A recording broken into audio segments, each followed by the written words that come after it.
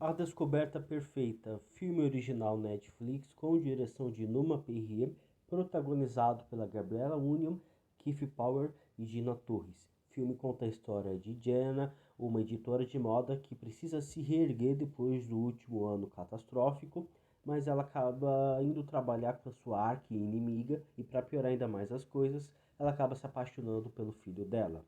O filme A Descoberta Perfeita, ele me lembra bastante O Meu Eterno Talvez, com A Batida Perfeita. Aquele filme com a Dakota Johnson, um filme musical com a Dakota Johnson, me lembra a união desses dois filmes, A Descoberta Perfeita.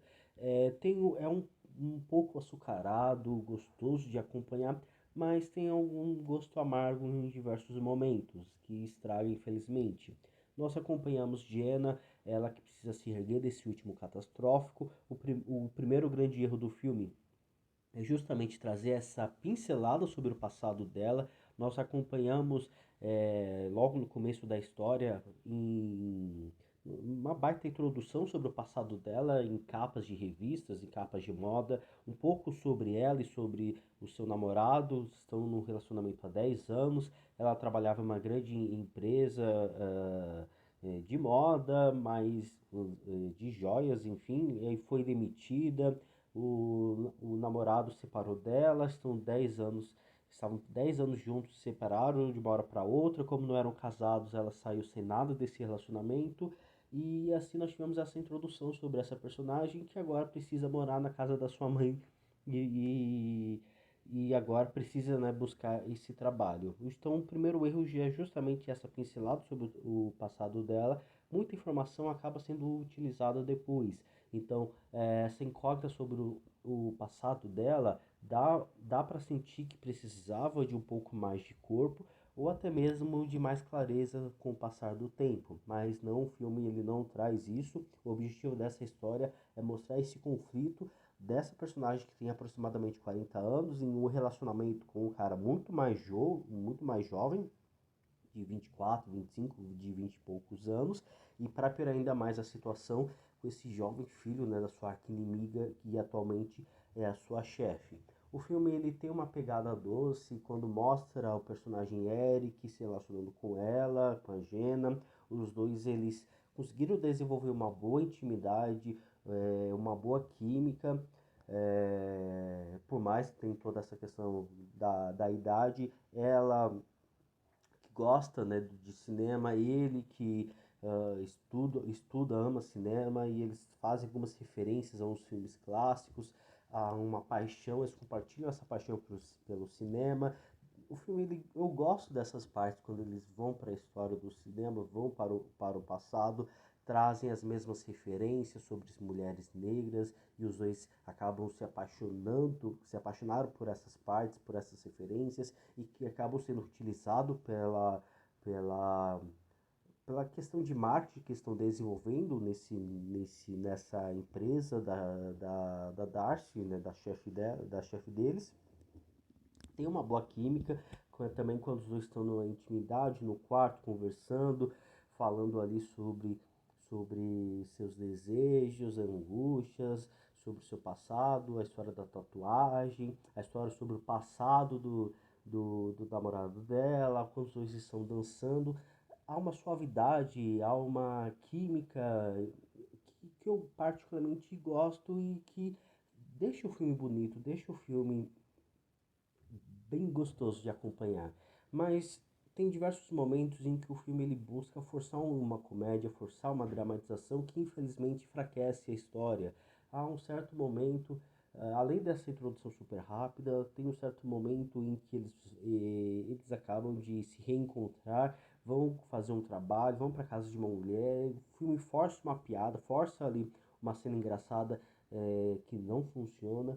Os próprios filmes da Jenna no parque com uma jovem também não dá certo, não funciona quando os dois eles acabam brigando pela questão de ciúmes, pela questão também de revelar ou não o namoro. Afinal de contas os dois estão em um relacionamento escondido, pela questão dessa diferença de idade, pela questão da própria Darcy, para a mãe dele não ficar sabendo, pois os dois eles tem esse objetivo de crescer, de se envolver nesse relacionamento amoroso, mas também de poder trabalhar ali nessa empresa, mas não funciona.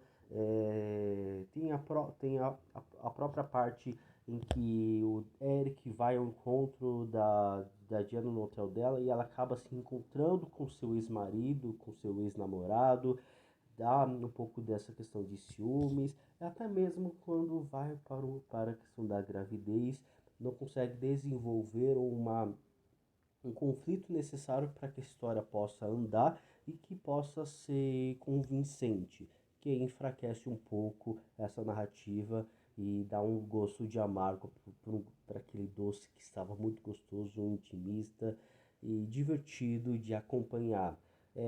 Embalado em toda essa história, nós temos, óbvio, né, uma quantidade de músicas incríveis.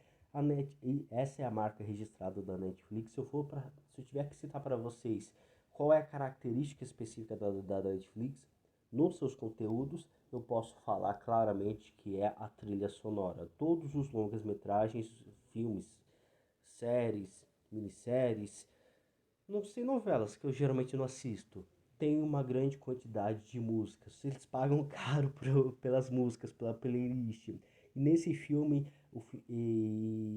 tem uma quantidade de músicas muito gostosas de acompanhar, que fazem até mesmo, que incorporam a narrativa, que deixam essa história mais sofisticada.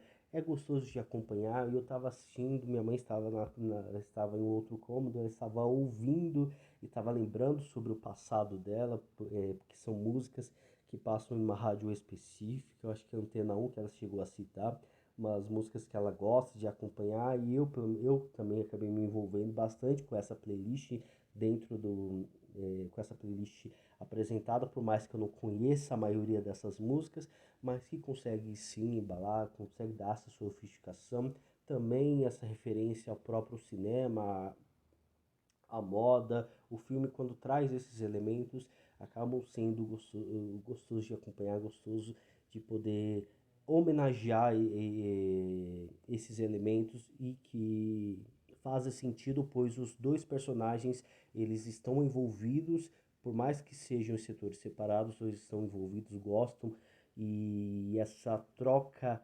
de e essa partilha de sentimentos por algo acaba sendo bem convincente, e faz todo sentido ser incluso dentro dessa narrativa.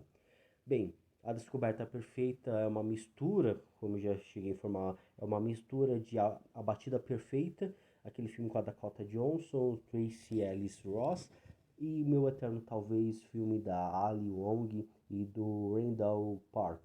É um pouco da mistura desses dois, tem uma boa dose de romance gostoso de acompanhar, doses exageradas de drama e de comédia que enfraquecem a história, mas mesmo assim dá para assistir, dá para acompanhar.